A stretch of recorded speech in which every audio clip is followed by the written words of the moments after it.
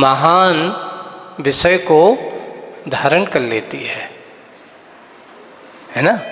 तो हम भी ये चिंतन अपने आप को बनाओ कि वाणी कभी भी बोली है तो क्या होता है, आप अगर अच्छे से बोलोगे तो आपको भी अच्छे से व्यवहार करने वाले मिलेंगे, और अगर आप रूखा सूखा बोलोगे तो आपको भी रूखा सूखा व्यवहार करने वाले मिलेंगे। इसलिए आज का प्रश्न कैसा था, मधुर शब्द करने वाला कौन?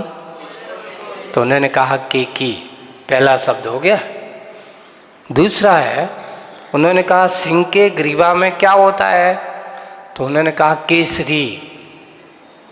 उसके जो सिंह जो होता है ना, उसके जो केसर के समान जो उसके बाल होते हैं वही उसकी शोभा बढ़ाने वाले होते हैं, तो उसको क्या बोलते हैं? केसरी। तो पहले का के शब्द से दूसरे का उत्तर। फिर उन्होंने तीसरा क्वेश्चन किया, सबसे सुगंधित पुष्प कौन सा धारण करने योग्य है? तो उन्होंने लिखा केतकी। कौन सा? केतकी, है ना। ये प्रश्न क्वेश्चन देखिए कितने ऐसे हैं। पहले अपन तुम लोगों को कहते थे ना उधर पहेली, अपन पूछते हैं बताओ, तो आप सोच रहे हैं कि महाराज तो मारूदेवी के समय भी ऐसे क्वेश्चन चलते होंगे। देखिए आप ये मत सोचना कि आज के ही पहेली का जमाना है, उस समय भी लोग अपने ऐसे, आज तो तुम टीवी मोबाइल के ज़माने में जीने वाले हो। पहले लोग क्या करते होंगे? पहले के लोगों को क्या मनोरंजन नहीं होता होगा? बिल्कुल होता होगा। पहले भी लोग खेलते थे, आज भी लोग खेलते हैं, पर खेल खेल में ज़माने के हिसाब से, परंपराओं के हिसाब से थोड़ा सा परिवर्तन उनमें देखने को मिलता है। तो ऐसे ही तीसरा, उसी में चौथी बात भाई कि ये बताओ जीव सर्वज्ञ किसके द्वारा बनता है? तो उन्होंने कहा केवल ज्ञान के द्वारा। किसके द्वारा? चारों प्रश्न के उत्तर कितने हो गए? के शब्द से, है ना। केकी, केसरी, केतकी और केवल ज्ञान।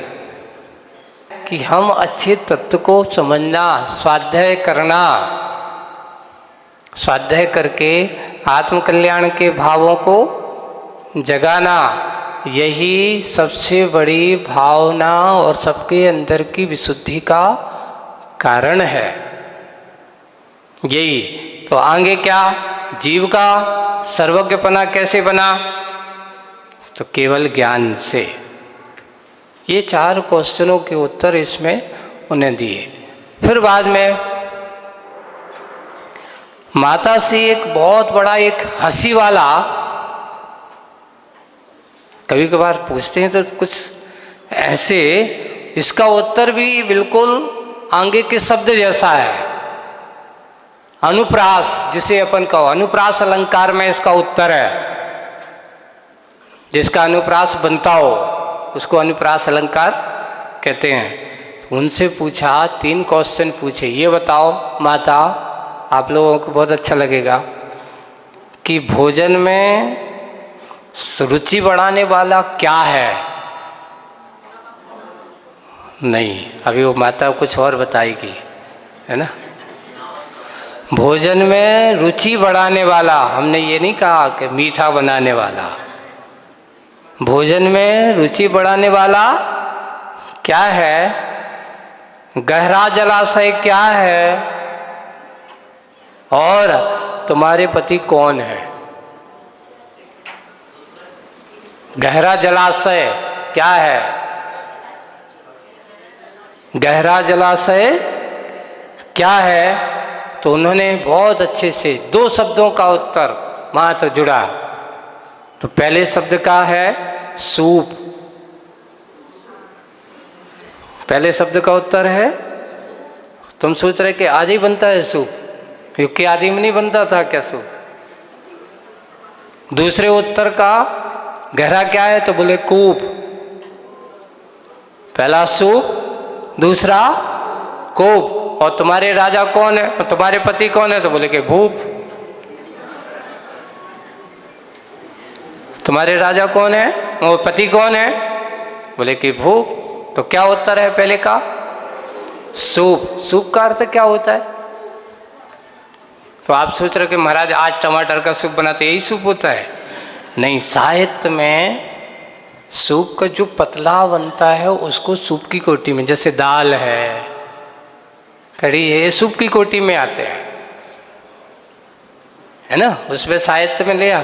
तो महाराज क्या उस समय मैंने भी उसको गौर से देखा कि भाई सूप इनकर है, तो इसका अर्थ क्या होगा? तो श्लोक को मैंने पढ़ा उसको, अच्छा इसी में मूल में है, ये मैं आपने ये बना करके नहीं दिया हूँ, ये आदि पुराण में प्रश्न है।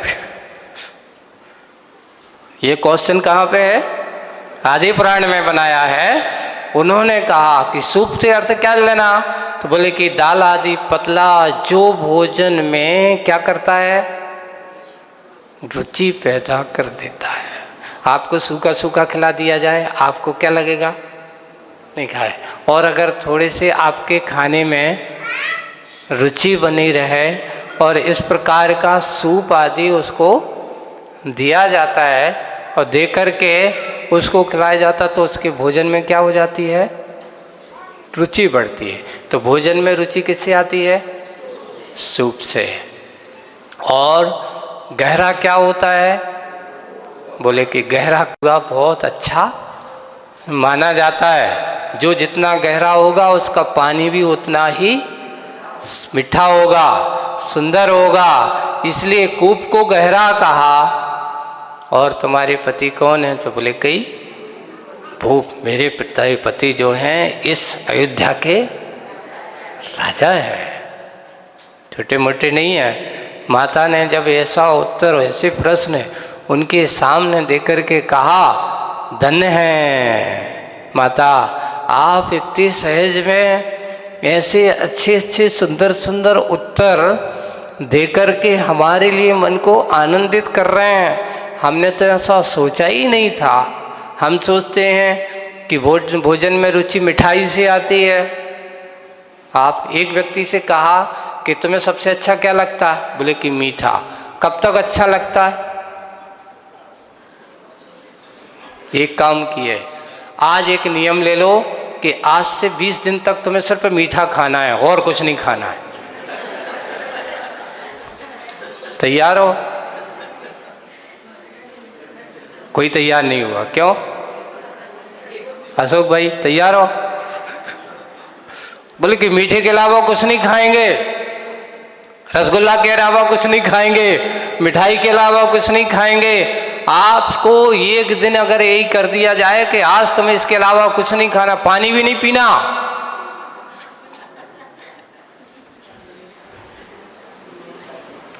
तो क्या करोगे बताओ? वो कहोगे भैया इससे अच्छा मीठा नहीं खाना। मीठा उतना ही अच्छा है जो जितनी तुम्हारे लिए रुचि बनाए रखे, और तुम्हारे लिए अरुचि पैदा कर दे तो समझ लेना वो भोजन तुम्हारे लिए अच्छा नहीं है। हाँ यही है, इसलिए कहा गया, एक बार किसी ने कहा गया कि देखो व्यक्ति प्रतिदिन रोटी खाता है पर कभी ये नहीं कहता कि आज रोटी नहीं खाना, है ना? लेकिन व्यक्ति प्रतिदिन रसगुल्ला खाए, उसको रोज खिलाया जाए, तो वो खाते खाते कहेंगे भैया ये अब रहना दो यार, बहुत हो गया, अब इसको कब तक खाऊं। दिखने में अच्छा है, नाम लेते ही साथ लोगों के मन में क्या हो जाता है? भाव जाग जाता है, मंदिर में याद आ जाती है ना? लेकिन भोजन वही है जो अपना हितकारी हो, आपके लिए व्याकुलता ना दे। इसलिए रुचि बढ़ाने वाला भोजन अगर कोई है तो उन्होंने कहा अच्छे से दाल रोटी, यही तुम्हारे लिए सुख का कारण है, यही है। एक बार और एक व्यक्ति ने पूछा ऐसे ही मन में, महाराज जी ये बताओ, चक्रवर्ती लोगों के पास तो अक्षय निधियाँ होती हैं, है ना? और एक एक चक्रवर्ती के पास प्रतिदिन का नया नया रसोइया होता है अकेले के लिए, है ना। एक चक्रवर्ती को 365 दिन के 365 रसोइया होते हैं। एक से एक रसोइया उन चक्रवर्ती को अपने पाक कला से उसको प्रभावित करने वाले होते हैं। फिर ये बताओ कि चक्रवर्ती आखिर खाता क्या होगा, क्या खाता होगा बताओ। नहीं, कोई ऐसा होगा सोने चांदी का, कोई ऐसे रत्नों का, कोई अच्छा ऐसा कुछ होता है ना। चक्रवर्ती चाहे कुछ भी हो, चक्रवर्ती जब भोजन की थाली पे आता है तो वो भी आखिर यही कहता है कि भैया 2 रोटी दे दो और कुछ नहीं चाहिए। चाहे चक्रवर्ती हो, चाहे प्रधानमंत्री हो, चाहे राष्ट्रपति हो, चाहे राजा हो, चाहे महाराजा हो, चाहे अधिराजा हो, आखिर भोजन के समय उनको क्या चाहिए? सोने चांदी दिखने में अच्छे लगते हैं, खाने में अच्छे नहीं लगते। ये रत्न ये जो है मात्र बाहरी दिखावा है। खाने में तो आपका शरीर अगर स्वस्थ रहेगा तो दाल रोटी में ही आनंद है, बाकी और किसी में नहीं है। जो एक किसी व्यक्ति से कहा कि एक काम करो, कल से तुम्हें रोटी खाने तो नहीं मिलेगी लेकिन सोना चांदी तुम जितना चाहो उतना मिलेगा। सिकंदर के साथ ऐसे ही हुआ। एक बार की बात है, कहानी कि सिकंदर भारत जब आया तो उसने क्या किया, बस सोना लूटा। जहाँ जाए उसको क्या करना है, यहाँ से सोना लूट लूट करके वो ले जा रहा है। और कहाँ जाता, सब यूनान अपने भर भर के जहाज़ों भर भर के भेज रहा है। एक बार हुआ है कि उसका काफिला भटक गया। चल रहा है, बड़ा काफिला है, तो रसद वाला जो भोजनशाला काफिला था वो कहीं भटक करके दूसरी जगह पहुंच गया। और ये भटक करके कहीं एक राजस्थान के कहीं दूसरे कहीं गांव में जा करके, और लोगों को पता चला कि अब तो ये आया है, भैया मरने जान बचाना हो, क्योंकि ये पता है ये आएगा जिसको तो सोना चांदी चाहिए, हीरे जवाहरात चाहिए, पैसा चाहिए। इसलिए सब ने तैयारी कर ली, जो जितने पास जिनके पास है उन्होंने निकाल निकाल करके अपनी थाली में, भैया दे दो, नहीं है तो अपनी अगर जान बचाना हो, मरना हो, नहीं तो अभी ये क्या कर देगा, सर कलम कर देगा। रात का समय हो गया, अभी तक भोजनशाला दिन भर चलते चलते थक गया, भूख जोरों से लगी है। गांव में पहुंचा, गांव के लोग थालियों में भर भर करके क्या ला रहे हैं, कोई सोना ला रहा है, कोई ये ला रहा है महाराज से। अब यहाँ सिकंदर तमतमाया हुआ है, भैया महाराज और क्या चाहिए, आपकी जो इच्छा है वही तो दे रहा हूँ। जी आपको सोने की भूख है तो ये लो सोना। भैया मुझे अभी सोना नहीं चाहिए, मुझे तो 4 रोटी चाहिए, भूख बहुत जोर से लगी है। वो कहता है मुझे तो पता है, मैंने तो सुना था कि सिकंदर को तो सोने की भूख है,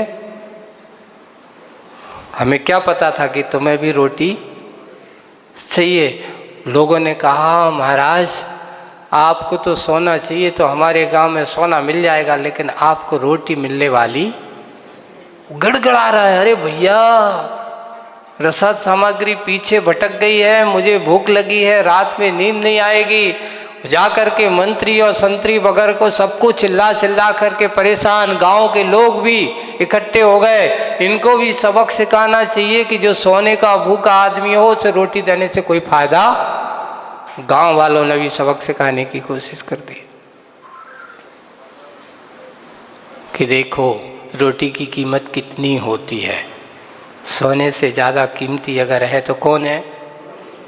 अगर आपको भोजन ना मिले और सोना मिल जाए तो ऐसे समय पे आप कहते भैया हमें सोना नहीं चाहिए, अरे शरीर में हिम्मत है नहीं है, सोना उठाए तो कौन उठाए, है ना।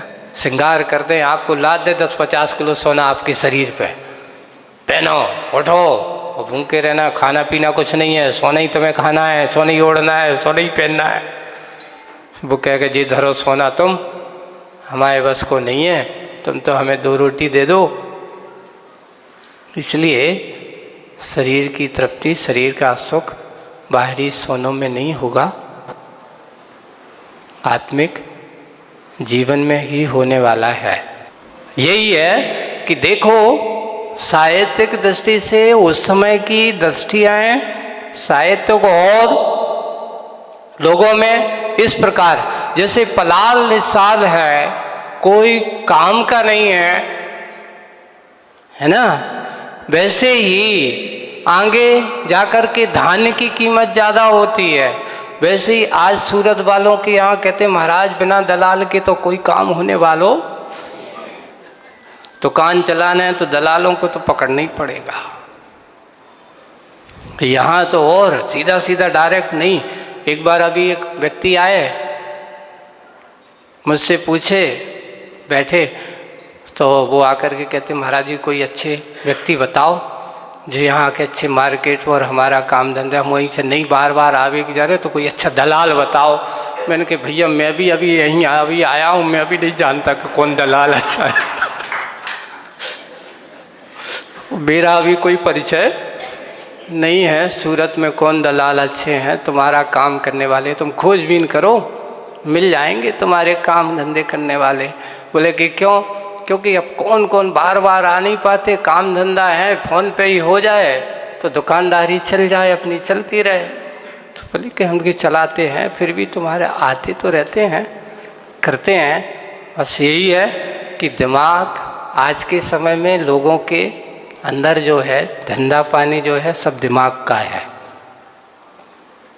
और जितना जितना हम इसके बारे में करते चले जाते हैं उतना उतना और अपना विकास होता चला जाता है। बस आज की सारभूत बात यही है कि इन सारे प्रश्नों को सुनकर के और सब चीज़ों को करते हुए एक और आएगा, वो बताऊंगा। आज का समय अपना पूरा हो गया, कल आगे की बात अपन आगे करेंगे। और फिर इसके बाद ऐसी चर्चाएं करते करते पूरे 9 माह व्यतीत हो चुके हैं। अब वो समय भी आने वाला है कि अब माता मरुदेवी के द्वारा ऐसे महापुरुष, महान पुरुष वाले जीव का जन्म भी होने वाला है। वो तिथि का समय अपन आगे निर्धारित करेंगे। इतना ही आज का। बोलिए परम पूज्य आचार्य गुरुवर श्री विद्यासागर जी।